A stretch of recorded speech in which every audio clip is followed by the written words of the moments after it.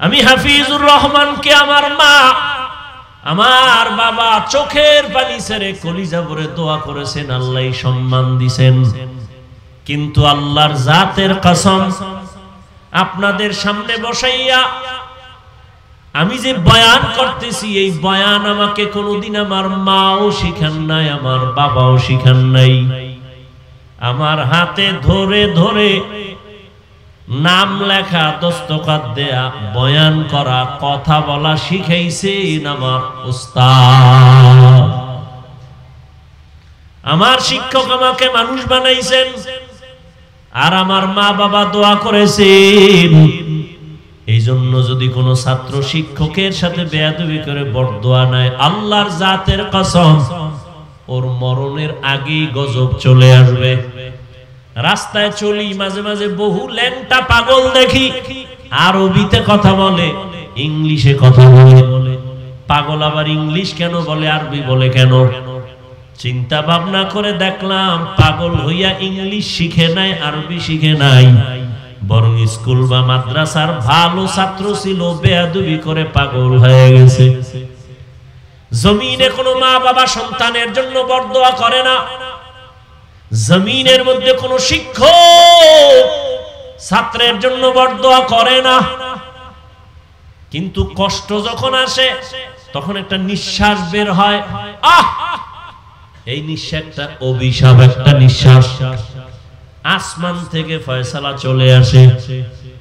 قال رسول الله صلى الله عليه وآله وسلم اثنان يعجلهما الله في الدنيا البغي وعقوق الوالدين।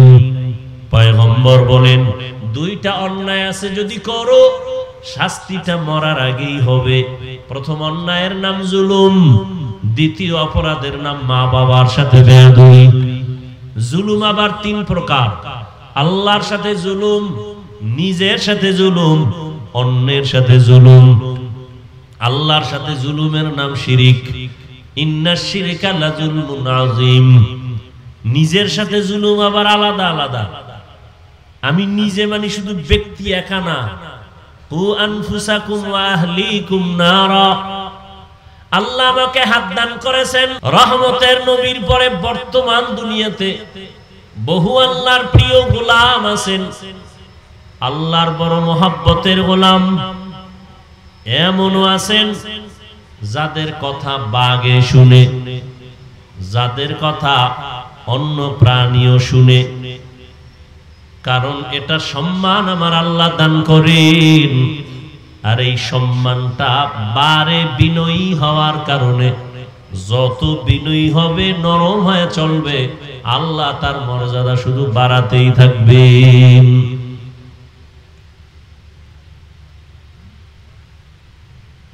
MP সাহেব চেয়ারে বসছে, চেয়ারের মেয়াদ শেষ হয়ে গেছে। চেয়ারম্যান সাহেব চেয়ারে বসছে, চেয়ারের মেয়াদ আছে, এখন শেষ। কিন্তু আল্লাহর রাসূলের আদর্শ নিয়া, আল্লাহর হুকুম মাননেওয়ালা উলামায়ে কেরাম যে চেয়ারে বসছেন, চেয়ারের মেয়াদ শেষ হবে তো দূরের কথার কোনো তো মেয়াদই নাই। উলামায়ে কেরামের চেয়ারের মেয়াদ আসেনি। একজন এমপি, ডিসি, এসপির থেকে এই চেয়ারের দাম অনেক বেশি, অনেক বেশি। এই সম্মান আল্লাহ দিবেন আল্লাহর দ্বীনের নিসবতের কারণে। ইলমে রায়ে জাজু করদান বেহিসাব, খলকে রাদা দান জওয়াবে বাসওয়াব, হক নাদারত দোস্তে খলকা জারেরা, নিস্তে ই খসলত একে দিনদারেরা।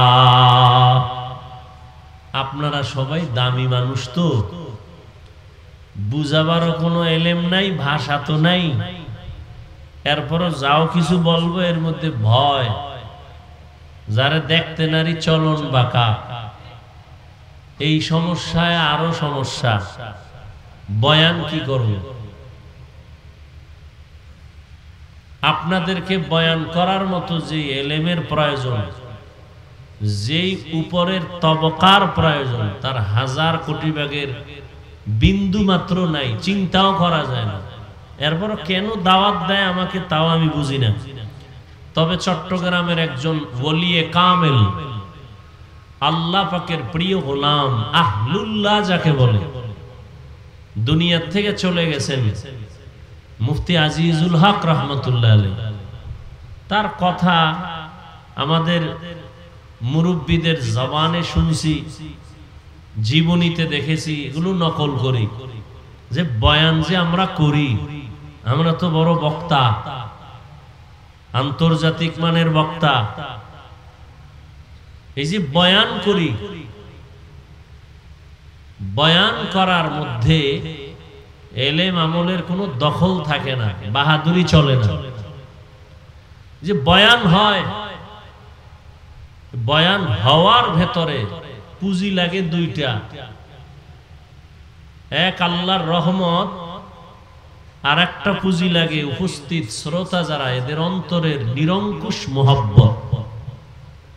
এই দুই জিনিস এক না হলে বয়ান হয় না, কোনদিন সম্ভব নয়, যত বড় এলেমওয়ালাই হোক। বয়ান করা এক জিনিস, বয়ানের মধ্যে আসর তৈরি হওয়া আর এক জিনিস। মোনাজাত তো সবাই ধরি, চোখে পানি আসে কতজনা। বয়ান তো সবাই শুনি, করি। কারো কথা শুনলে দিল নরম হয়, চোখে পানি আসে। কারো কথা শুনলে কেমন যেন মন বসে না, ভালো লাগে না। সম্পূর্ণ আল্লাহ পাকের রহমত, শ্রোতাদের অন্তরের মোহাব্বত আর আকর্ষণ। বান্দার ভেতরে থাকবে আলোচক যে তার মধ্যে ইখলাস, তখন কিছু কথা হয়। আর এখন তো সবকিছু হয়ে গেছে ফ্যাশন, সব ফ্যাশন। আমি মাঝে মাঝে বলি, বয়ান করা আমাদের বক্তাদের পেশা, আর শ্রোতাদের বয়ান শোনার নেশা। বসে বসে শুনবে, সারা রাত শুনবে। নামাজ বাদ দিয়া শুনাইতে পারলে আরো খুশি। নামাজ এক ঝামেলা, ওযু করো, পানি মুছো, কত পেরেশানি। বয়ান শুনবে, এখানে তৃপ্তি হয় নাই, মোবাইলে শুনবে। বয়ান শোনা নেশায় পরিণত হয়ে গেছে। আর আমাদের করাটা পেশা, মাঝখানে ফলাফল শূন্য। আল্লাহ আমাদের সব ভাইকে হেদায়াত দান করেন। কেউ মোবাইল নিয়ে ব্যস্ত, কেউ ক্যামেরা নিয়ে ব্যস্ত, এক একজনে এক এক কামে ব্যস্ত। বইছে এক কামে, ব্যস্ত হইছে 10 কামে। যারে শয়তানে ধরে ভাত থুইয়া তামাক ধরে, বুঝলেন? ভাত খায় না, তামাক খায়। বর্ষে বেহেশতের বাগানে, করতেছে দুনিয়ার দান্দা। এই ছবি সেই ছবি, দুনিয়ার সব উলামায়ে কেরাম একমত, বিনা কারণে এমনিই কোন ছবি তোলা সম্পূর্ণ হারাম। সারা দুনিয়ার উলামায়ে কেরাম একমত, এমনিই হারাম, কবিরা গুনাহ। বর্ষে বেহেশতের বাগানে করবে জান্নাতের কাজ, করছে দুনিয়ার কাজে ধান্দায়। এরপরে মোবাইল যদি চোরে লইয়া যায়, তা আমও গেল, সালাও গেল, আইসে খালি যাইবে খালি। এই বয়ান কি শুনবো এটা দরকার নাই। সুন্দর বয়ান করছে, বাসে একটু চাপাবাজি করে যাবে। সুন্দর বয়ান, কি বয়ান ওটা বলার কোনো সুযোগ নাই, সুন্দর এতটুকু বলা যায়। ইলমেরা ইজাজু করদান বেহিসাব, খলকেরা দাদান জবাবে বাসাওয়া।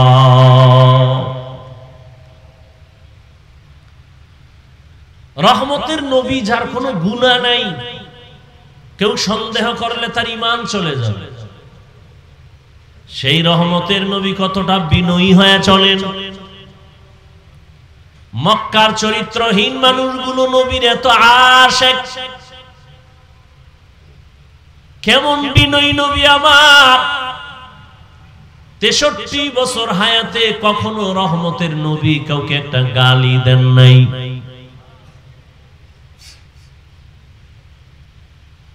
কেমন মায়ার নবী আমার! রহমতের নবীর জীবনে ভুলেও কোনোদিন একটা মিথ্যা কথা বলেন নাই, কাউকে একটা গালি দেন নাই। হাজারো গালি নবী শুনছেন, একটা গালির জবাবও দেন নাই। আরো আশ্চর্য কথা, কেমন রহমতের নবী আমার, যার এত পাওয়ার, আল্লাহর কাছে চাইতে দেরি পাইতে দেরি না। সেই নবী কারো জন্য রাগ হইয়া বরদোয়াও করে না। তায়েফের ময়দানে রক্ত ঝরায় আল্লাহ নিজে জিব্রাইলকে পাঠায় দিছে, নবী বললেই সব ধ্বংস করে দিব। নবী বলে না না। এজন্য আল্লাহ বলেন, লাউ কুনতা ফাদদান গালিযাল কলবি লানফাদু মিন হাওলিক। রহমতের নবীর অন্তর যদি শক্ত হতো, বক্রতাপূর্ণ হতো, ও নবী আপনার কাছে কেউ আসতো না, সব ভেঙে যাইত। কিন্তু আপনার হৃদয়টা এত কোমল, এত দুর্বল, এত নরম, দুশমন আসিয়াও নবীর ভক্ত হয়ে যায়।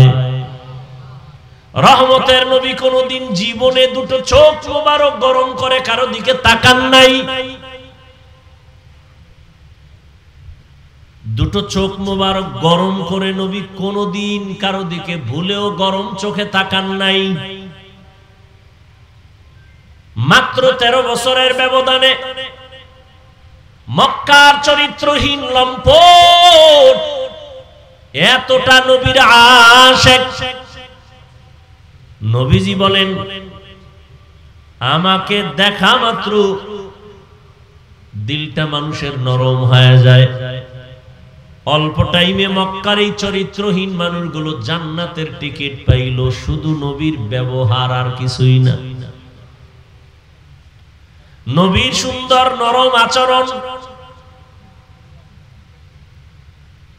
নবীজির আদর্শ দেখে বড় বড় বেঈমান পর্যন্ত নবীর পক্ষে চলে আসলো। এই জন্য আল্লাহ যার কপাল ভালো রাখবেন সে দ্রুত লাইনে চলে আসবে, আর যার কপাল খারাপ হবে হাজারো বয়ানে তার কপালের দরজা খুলবে না। মাইয়াহদিল্লাহু ফাহুয়াল মুহতাদ ওয়া মান ইউদ্লিল ফালান তাজিদ লাহু ওয়ালিয়াম মুরশিদা। আল্লাহ যাকে হেদায়েত দিবেন সে পেয়ে যাবে, যার কপাল বড় খারাপ সে হেদায়েত পাবে দূরের কথা, হেদায়েত পাওয়ার কোনো মুর্শিদও পাবে না, পথ প্রদর্শক পাবে না। কপাল যদি কারো পুরিয়া যায়, আমি হাফিজুর রহমান কেন, সারা বাংলাদেশের ওলামায়ে কেরাম কেন, মক্কা মদিনার ইমাম কেন, স্বয়ং রাসূলেও যদি বয়ান করে ওর কপাল খুলবে না। কপাল যদি পুড়ে যায়, আর কপাল পুড়ে 3 জায়গায় বেয়াদবি করলে এমন পোড়া পুড়ে, ওই পোড়া আর জোড়া লাগে না। কয় জায়গায়? 3 জায়গায় বেয়াদবি করলে কপাল পুড়ে যাবে। মরার পরে না, আগেই পুড়ে যাবে। শাস্তিও মরার আগে শুরু হবে।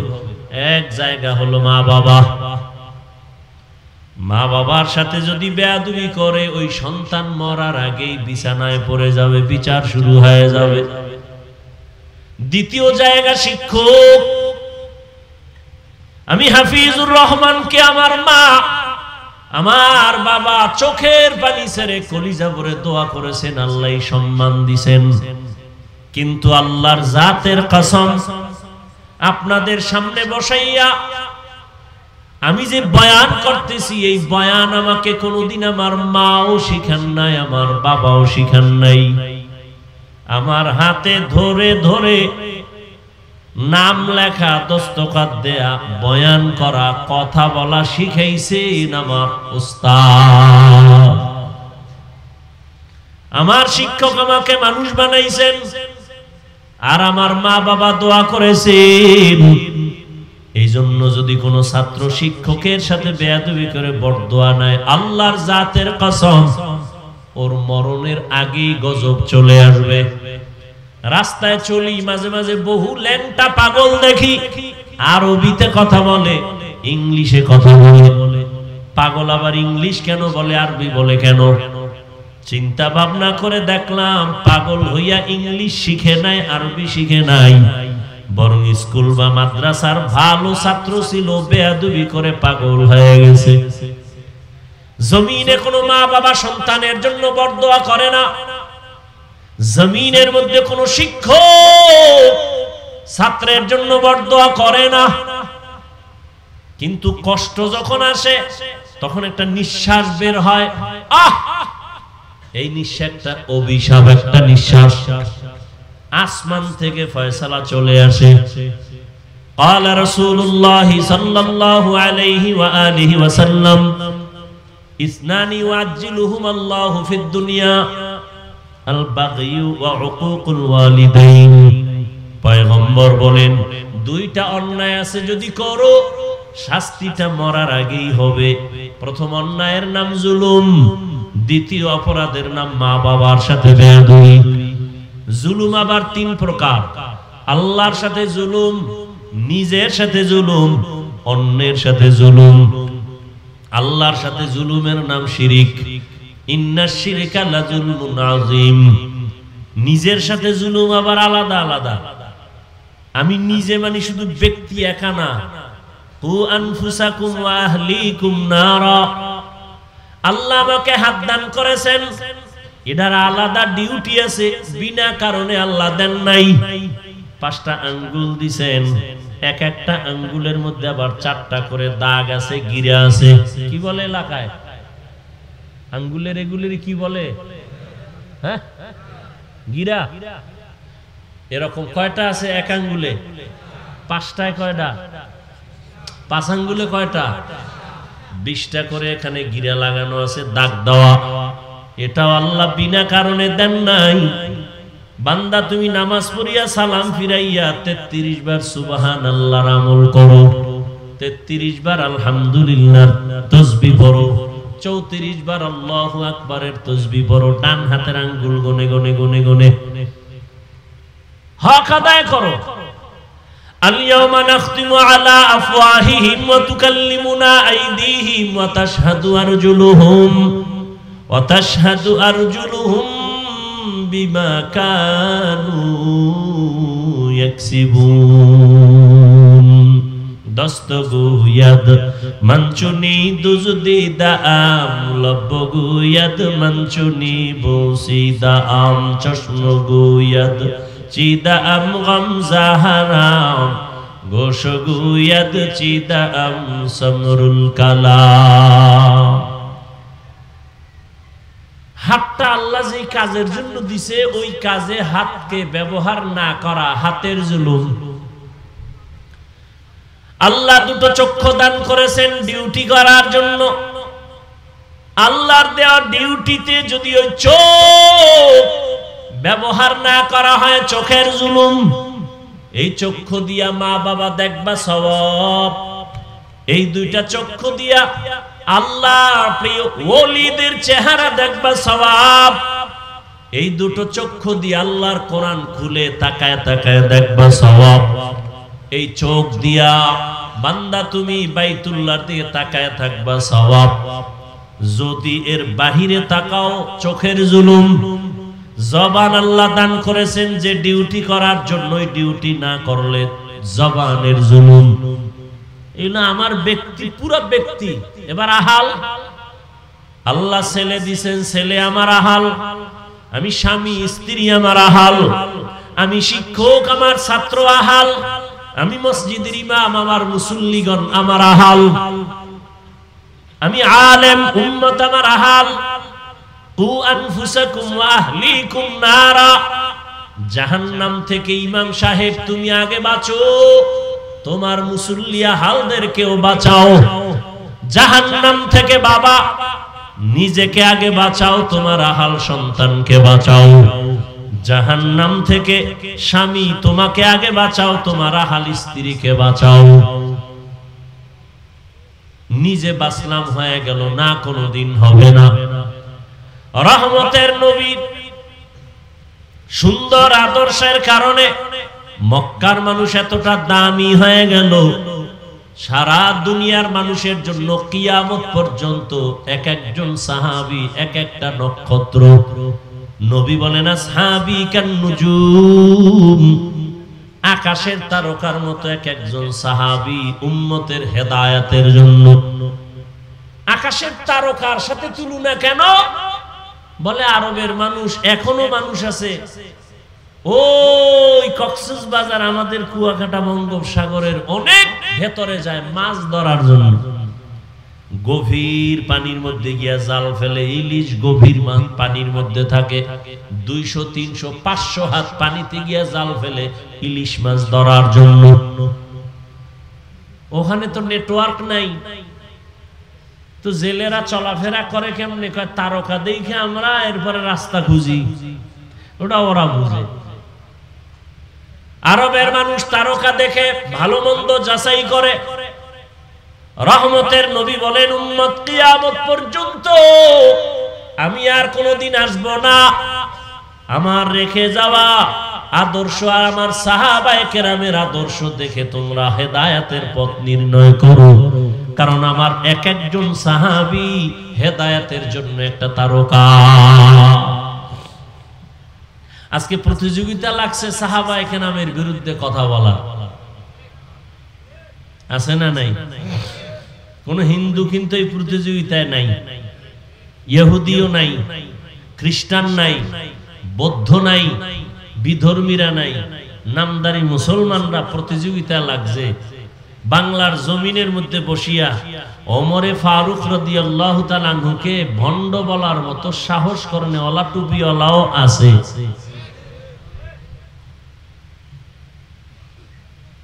সাহাবায়ে কেরামের বিরুদ্ধে ইশারা ইঙ্গিতে যারা বলবে লেখবে এরা ভণ্ড, এদের যারা ভণ্ড বলবে না তারাও ভণ্ড। আল্লাহ হেদায়েত দান করুন। ওই যে কপাল, কপাল যদি পুড়ে যায়, কপাল পরার আরেক আলামত হলো আল্লাহ যে তার উপরে বেজার, তার প্রথম প্রমাণ সে আলেমদের পিছনে লাগবে। আহলে হক আলেমের পিছনে যে লাগে প্রমাণ তার কপাল খারাপ। মা বাবার সাথে বেয়াদবি, শিক্ষকের সাথে বেয়াদবি, 3 নাম্বার হলো উলামায়ে কেরাম মুরব্বিদের সাথে বেয়াদবি। এই ছোট্ট বয়সে যা দেখলাম এই 3 জায়গায় বেয়াদবি করিয়া একজনও দুনিয়াতে সফল হতে পারে নাই। এই অল্প বয়সে অনেক কিছু দেখছি। 2004 সালে আমি দাওরা শেষ করলাম। আমাদের ক্লাসে একটা ছাত্র ছিল বড় ভালো, কিন্তু হুজুরদের সাথে উল্টা পাল্টা করতো, মা বাবার সাথে। দেখছি চোখে তাকায় যে বাবা মোনাজাত দিয়া বড় দোয়া করে, আল্লাহ ধাক্কাইয়া দেওবন্দে লয়ে গেছে। 1 নম্বরে পাস, আইছে বাংলাদেশে। নাম কইলে ফেসবুকের গোলামরা সবাই চিনবে, যাদের জীবন মরণ ফেসবুক। এখন মাও জীবন না, বাবাও না, বাপ ছাড়তে রাজি, মা ছাড়তে রাজি, ভাই ছাড়তে রাজি, মাদ্রাসা ছাড়তে রাজি, সব ছাড়বে, মোবাইলের এই গজবের পথ ছাড়বে না। ও এটা নিয়ে দুনিয়াও বরবাদ করবে, আখিরাতও বরবাদ করবে, মান্নত করে ফেলেছে। এরা চিনবে নামটা বললেই, বিশেষ করে আমাদের মাদ্রাসার লাইনে। এত ভালো ছাত্র বাংলাদেশে কোথাও 1 মাসের বেশি থাকে না। এক জায়গায় মাইরও খাইছে শুনছি। আমার দ্বারা একদিন আইছে মাদ্রাসায় ঢাকাতে, তো ওয়াজ দিবে, আমি তোরে ওয়াজ দিব না জীবন। তো চোখের সামনে শুধু একটা না, হাজারও দেখতেছি। এই 3 জায়গায় যারা বেয়াদবি করে এরা দুনিয়াতেই বিফল, সব ধ্বংস হয়ে যায়। আজকে বাংলাদেশে এত ঝামেলা কেন? একমাত্র উলামায়ে কেরামের সাথে বেয়াদবির ফলাফল। নাচতে বলেন কেন? দালাল দালাল ভাব, উল্টা আমগো দালাল কন না, আমগো চেহারা দেখলে মনে হয় দালাল। উলামায়ে কেরাম যদি কোন সুদখোরের কাছে যায়, বুঝতে হবে তার রং ঠিক রেখে যদি যায়, তাহলে সুদখোরের রং লাগায় নাই, বুঝতে হবে তাহলে ইসলামের স্বার্থে গেছে, দুনিয়ার স্বার্থে না। যদি সুদখোরের কাছে যাইয়া তার রঙে রঙিন হয়ে যায় হুজুর, তাহলে বোঝা গেল উদ্দেশ্য ভিন্ন। কিন্তু উলামায়ে কেরাম তার অস্তিত্ব ঠিক রেখে যদি আওয়ামী লীগের কাছে যায়, বিএনপির কাছে যায়, যার কাছে যায়, বুঝতে হবে দিনের স্বার্থে। হাটহাজারীর হুজুর গেছেন দিনের স্বার্থে, আওয়ামী লীগ হতে যান নাই। বিএনপির কাছে গেছেন মুফতি আমিনী রহমতুল্লাহ আলাইহি, হাজারো আলেম দিনের স্বার্থে গেছেন, মাদ্রাসার স্বার্থে গেছেন।